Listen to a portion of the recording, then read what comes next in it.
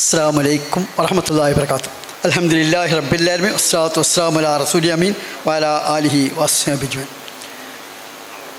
ഈ പ്രൗഢമായ സമ്മേളനം ഉദ്ഘാടനം ചെയ്ത സമാദരണീയനായ നമ്മുടെ ഏറെ പ്രിയപ്പെട്ട കഴിഞ്ഞ 3.5 പതിറ്റാണ്ട് കാലമായി എൻ്റെ പ്രിയ സുഹൃത്തു കൂടിയായ പ്രേമേന്ദ്രൻ MP അവറുകളെ, ആദരണീയനായ അമീർ അവറുകളെ, വേദിയിലുള്ള ഏറെ ബഹുമാന്യരായ വിഷ്ഠാദികളെ, എൻ്റെ പ്രിയപ്പെട്ട സഹോദരീ സഹോദരന്മാരെ, നമ്മിലേവരും പ്രപഞ്ചനാഥനായ ദയാനിധിയായ അള്ളാഹുവിൻ്റെ അനുഗ്രഹാശിസുകൾ സദാ വർഷിക്കുമാറാവട്ടെ. ഇന്ത്യയിലെ 140 കോടി മനുഷ്യരെയും ഈ ഇസ്ലാമോഫോബിയയുടെ കാലത്ത് കേൾപ്പിക്കപ്പെടേണ്ട പ്രഭാഷണമാണ് ഇവിടെ ബഹുമാന്യനായ ഉദ്ഘാടനം നിർവഹിച്ചുള്ളത്. എൻ്റെ വിനീതമായ അഭിപ്രായം, ഈ രാജ്യത്തെ അദ്ദേഹത്തിന് സാധിക്കുന്നത്, അദ്ദേഹം ഇപ്പോൾ പാർലമെൻറ്റിൽ കൂടിയുണ്ട്, ഇന്ത്യയുടെ എല്ലാ വേദികളിലും ഈ ആശയം അദ്ദേഹം പറയാറുണ്ട്. ആശയം ഇന്നത്തെ ഒരു ഇന്ത്യൻ സാഹചര്യത്തിൽ എത്രമേൽ പ്രസക്തമാണ് എന്ന് എന്നെപ്പോലെ നിങ്ങളെപ്പോലെ ഞാനും മനസ്സാക്കുന്നു.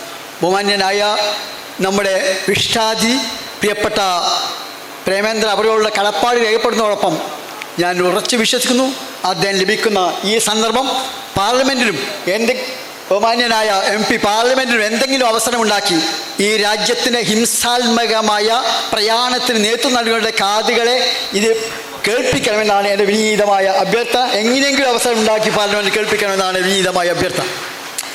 ബൈസക്കാത്ത് കേരള കഴിഞ്ഞ 30 വർഷമായി, 2000 ഒക്ടോബറിൽ ആരംഭിച്ചത് കഴിഞ്ഞ 24 വർഷത്തിലേറെയായി പ്രവർത്തിച്ചുകൊണ്ടിരിക്കുന്നു. ഇവിടെ സൂചിപ്പിക്കപ്പെട്ട അതിനെല്ലാ വിശദാംശങ്ങളിലേക്കും നമ്മുടെ ബഹുമാന്യനായ ഉദ്ഘാടനം പ്രവേശിക്കുകയുണ്ടായി. അതുകൊണ്ട് തന്നെ ബാക്കിയുള്ളവരുടെ ബാധ്യത ഒരുപാട് കുറഞ്ഞിരിക്കുന്നു എന്നത് കൂടി ഒരു ശരിയാണ്. ഞാൻ 2-3 കാര്യമേ സൂചിപ്പിക്കാൻ ഉദ്ദേശിക്കുന്നു. ഏറ്റവും പ്രധാനപ്പെട്ട ഒന്ന്, ഇസ്ലാം മനുഷ്യനും ദൈവവും തമ്മിലുള്ള ബന്ധത്തെ പോലെ തന്നെ പ്രധാനമായി കാണുന്നതാണ് മനുഷ്യനും തമ്മിലുള്ള ബന്ധം.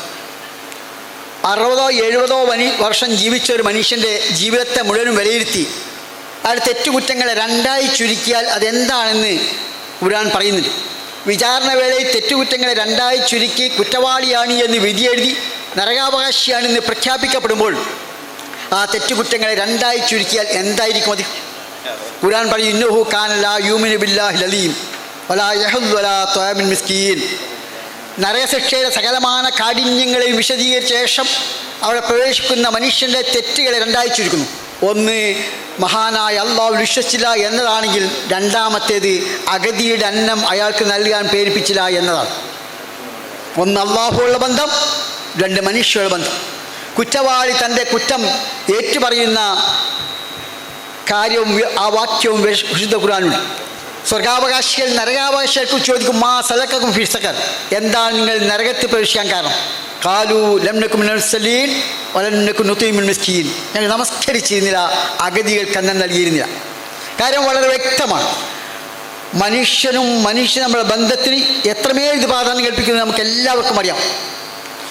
വേദഗ്രന്ഥത്തിൽ ഒരു ചോദ്യമുണ്ട്, എന്താണ് ഏറ്റവും പ്രയാസകരമായ സത്യശുദ്ധമായ ഗിരിമാർഗം, മലമ്പാത എന്താണ്? ഒമാതാക്കമൽ അഖബ, അത് അടിയാളിൻ്റെ മോചനമാണ്.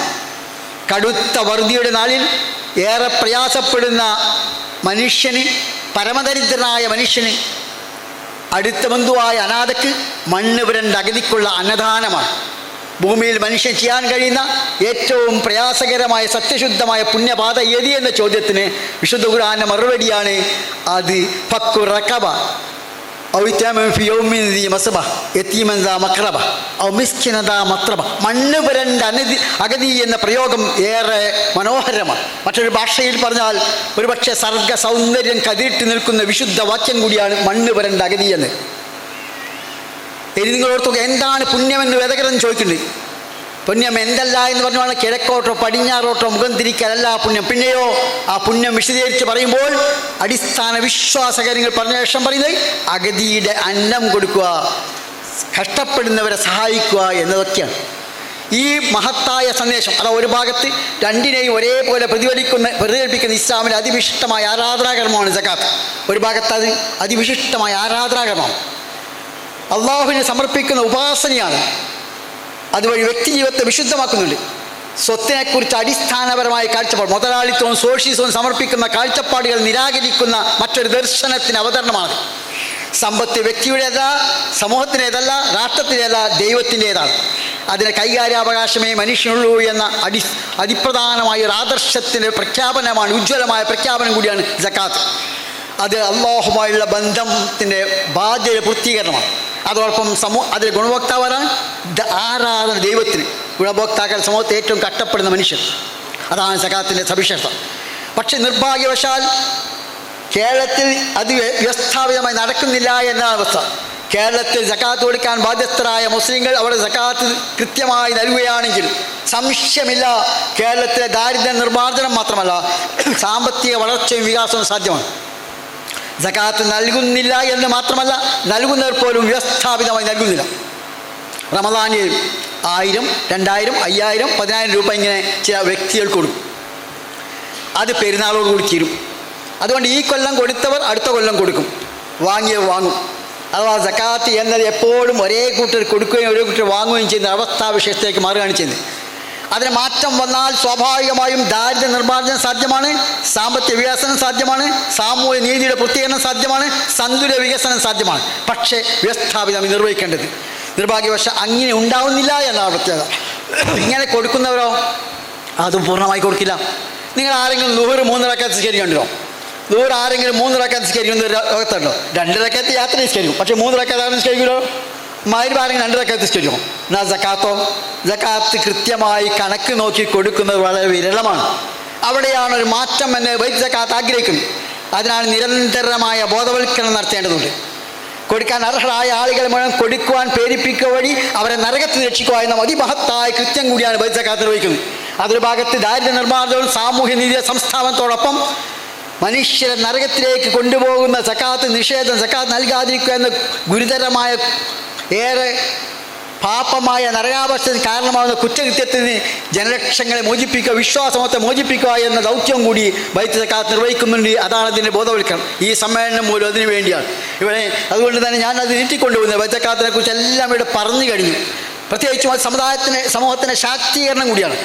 അതിനാലാണ് വീട്, ഒരു പ്രാവശ്യം വീട് കൊടുത്തവർക്ക് പിന്നെ എന്തായിരുന്നാലും വീട് വേണ്ടി വരില്ല. 40ഓളം ഓട്ടോറിക്ഷകൾ ഈ വർഷം നൽകി. അവർക്ക് എന്തായിരുന്നാലും 8-10 കൊല്ലം സുഖമായി ജീവിക്കാം. അതുപോലെ 15 പേർ മത്സ്യം പിടിക്കുന്നവർക്ക് ബോട്ടും വലയും നൽകി അവർക്ക് സ്വൈരമായി കുറേ കാലം മത്സ്യം പിടിച്ച് ജീവിക്കാം. ഇങ്ങനെ ഇതിൻ്റെ എല്ലാ പദ്ധതിയും വിദ്യാർത്ഥികൾക്കാണ് സ്കോളർഷിപ്പ്. അത് സിവിൽ സർവീസ് ഉണ്ട്. ഇന്നത്തെ ഒരു ഇന്ത്യൻ സാഹചര്യത്തിൽ, ധ്രുവീകരിക്കപ്പെട്ട ഇന്ത്യൻ സാഹചര്യത്തിൽ പാർലമെൻറ്റ് പോലും അർത്ഥശൂന്യമായി മാറുന്ന കാലത്ത് അവസാനത്തെ അവലംബ കേന്ദ്രമെന്ന് കരുതപ്പെടുന്ന കോടതികളിൽ നിയമപോരാട്ടത്തിന് യോഗ്യരായ ആളുകളെ ഉണ്ടാക്കുക എന്ന സത്യത്തിൽ നിയമപഠനത്തിന് വലിയ പ്രാധാന്യം കൽപ്പിക്കുന്നു. ഓരോ ഗ്രാമത്തിനും യഥാർത്ഥത്തിൽ തന്നെ നിയമവിരുദ്ധാരികളുണ്ടാവും. എന്നാൽ ഒരുപാട് ആൾ അനീതിപൂർവമായ ശിക്ഷയിൽ നിന്ന് രക്ഷപ്പെടും, അറസ്റ്റ് ചെയ്യപ്പെടാതിരിക്കുക തന്നെ ചെയ്യും. ഇങ്ങനെ വ്യത്യസ്തങ്ങളായ വഴികളിലൂടെ സമൂഹത്തിൻ്റെ ശാക്തീകരണത്തിന് വേണ്ടിയുള്ള ശ്രമത്തിൽ നിങ്ങളേവരും പങ്കാളികളാവണം. നിങ്ങൾ ഓരോരുത്തരും പ്രചാരകരാകുക. നിങ്ങളുടെ പ്രചാരണ വഴി ഒരാൾ സക്കാത്ത് കൊടുക്കാൻ തുടങ്ങിയാൽ അയാളുടെ പുണ്യത്തിൻ്റെ അംശം നിങ്ങൾക്കും ലഭിക്കും. എൻ്റെ ഈ വാക്കുകൾ കേൾക്കുന്ന എല്ലാവരോടും എനിക്ക് പറയാനുള്ളത്, നിങ്ങൾ ഓരോരുത്തരും സക്കാത്തിൻ്റെയും മത്സക്കാത്തിൻ്റെയും പ്രചാരകരും പ്രബോധകരുമാകുക. അള്ളാഹു സുബ്ഹാനഹു വ തആല അനുഗ്രഹിക്കുമാറാവട്ടെ. വാഖിറു ദഅവാനാ അൽഹംദുലില്ലാഹി റബ്ബിൽ ആലമീൻ. അസ്സലാമു അലൈക്കും വറഹ്മത്തുള്ളാഹി വബറകാതുഹു.